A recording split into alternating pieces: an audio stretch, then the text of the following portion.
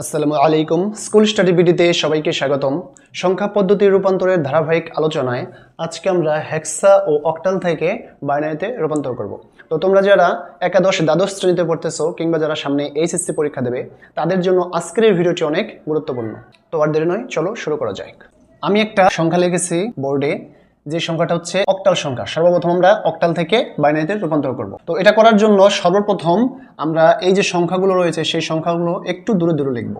তাহলে 7 4.5 6। এখন আমরা এই সংখ্যাগুলোকে আলাদা আলাদা বাইনারিতে রূপান্তর করব। সেই সংখ্যাগুলোকে একত্রিত করলেই কি হবে, পুরো সংখ্যাটাকে বাইনারিতে রূপান্তর হয়ে যাবে। তো এটা করার জন্য আমি একটা ক্লাস নিয়েছিলাম তোমাদের, বাইনারি থেকে দশমিক কিংবা দশমিক থেকে বাইনারি। এই ক্লাসটা যদি তোমরা না দেখে থাকো তাহলে লিংক ডেসক্রিপশন বক্সে দেওয়া রয়েছে, তোমরা সেখান থেকে দেখে নেবে। সেটা দেখলেই কেবল আজকের এই ক্লাসটি খুব সুন্দরভাবে তোমরা বুঝবে। তো আজকে যারা নতুন তাদের জন্য ছোট্ট একটা ট্রিক্স, সেটা হচ্ছে প্রথমে এখানে 1 লিখবে। 1 এর ডাবল হবে কত? 2। তাহলে 2 এর ডাবল কত? 4। তো এখন এই যে সংখ্যাগুলো রয়েছে, তাহলে এই 7 নিতে হলে আমাদের কি কি সংখ্যা প্রয়োজন? 4 এর সাথে যদি আমরা 2 অর্থাৎ 2 যোগ করি তাহলে 6 এর পরে যদি আমরা 1 যোগ করি আমাদের কি 7 হয়। অর্থাৎ তিনটা সংখ্যাটাই আমার নিতে হচ্ছে। তাহলে নিচে তিনটাই আমরা 1 লিখবো, ঠিক আছে? তিনটাই আমরা 1। তাহলে এই সংখ্যাটাই আমরা এখানে ট্রান্সফার করে দেবো। তাহলে 1 1 1, অর্থাৎ এই 7 এর বাইনারি রূপ হচ্ছে এই তিনটা 1। আবার একই ক্ষেত্রে এই 4টা নেওয়ার পর আমাদের 2 এবং 1 অর্থাৎ 2 এবং 1 এই দুটো কিন্তু আমাদের নেওয়ার প্রয়োজন নাই। তাহলে এই 1 0 0 যে দুটো আমরা নেব না, সেই দুটার ক্ষেত্রে আমরা কি সুন্দর করে 0 লিখে দেবো। তাহলে দশমিক। ঠিক সেম একইভাবে 5 জায়গায় আমরা কি নেব? 4 নেব। 2 এর নিয়ে নেব না, কারণ 2 নিলে 6 হয়ে যায়, বেশি হয়ে যায়। তাহলে 4 এবং 1 নেব, 4 আর 1 যোগ করলে 5 হয়। তাহলে এই 5 নেব, 2 এর জায়গায় আমরা কি 0 দেবো। তাহলে আমরা কি নেব?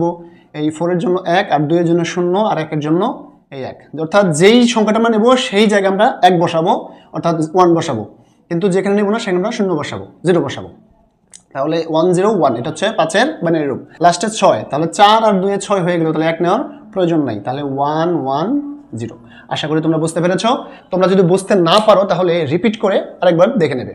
তো এই সংখ্যাগুলোকে আমরা এখন একত্রিত করে দেব, ঠিক আছে? তাহলে 1 0 0 1 1 1 0।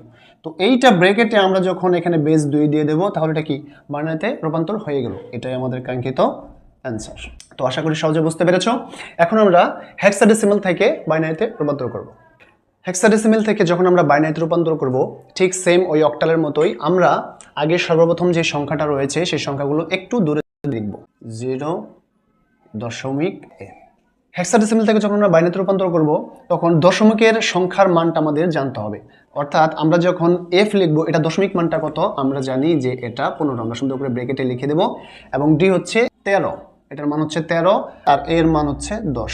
তোমরা যারা এটা জানো না, এটা তোমাদেরকে জানিয়ে দেই। সেটা হচ্ছে a সমান 10, b সমান 11, c সমান 12, d সমান 13, সমান 14 এবং সর্বশেষ f সমান 15। এই f পর্যন্তই রয়েছে, আর এটা তোমাদের সবসময় জানা থাকতে হবে। আমরা সেম আগের মতো এই 15 যে রয়েছে সেই 15টাকে আমরা এটার সাথে মিলিয়ে দেবো। তোমাদেরকে আগে বলেছিলাম যে যখন আমরা হেক্সা থেকে বাইনারিতে করব তখন 4 বিট নেব। তো 4 এর ডাবল কত? 8, অর্থাৎ এখন 8 পর্যন্ত আমরা নেব। এখন আমরা 15কে মেলাবো, ওই আগের মতোই 15কে মেলাবো। তাহলে কি করতে হবে? আমাদের 8 নিতে হবে, ঠিক আছে? তাহলে 8 অর্থাৎ 8 নিলাম। 8 এর পরে 4 12 হয়ে গেল। আমাদের আরও দরকার, ঠিক আছে? 12 2 নিতে হবে, তাহলে কত? 14 আর 1 15। সবগুলো সংখ্যাই আমাদের নিতে হবে, তাহলে সে আমাদের 15 মেলে। তাহলে আমরা কি করব? 4টা সংখ্যা করে নেব এবার। তাহলে 4টাই 1। আবার 1 1 0 1, আর এই 0 ক্ষেত্রে 4টা আমরা 0 নেব, যেহেতু 4 বিট আমাদের পূর্ণ করতে হবে দশমিকের জায়গায়। তাহলে এই 7কে মেলাতে আমাদের কি করতে হবে? এই 4 নিতে হবে, 2 নিতে হবে এবং 1 নিতে হবে, এবং 8 এর জায়গায় কি 0 হবে। তাহলে 0 1 1 1। এবং a সর্বশেষ a 10 নিতে হবে। তাহলে কি হবে? আমাদের 8 আর 2 নিতে হবে, তাই 10 মিলে যায়। 4 নিলে তো বেশি হয়ে যায়। তাহলে কি হবে? 1 0 1 0। এটা হচ্ছে আমাদের বাইনারি, ঠিক আছে? তো এটা আমরা কি একত্রিত করে দেব, তাহলে আমাদের কাঙ্ক্ষিত অ্যান্সারটা আমরা পেয়ে যাব। 1 1 0 1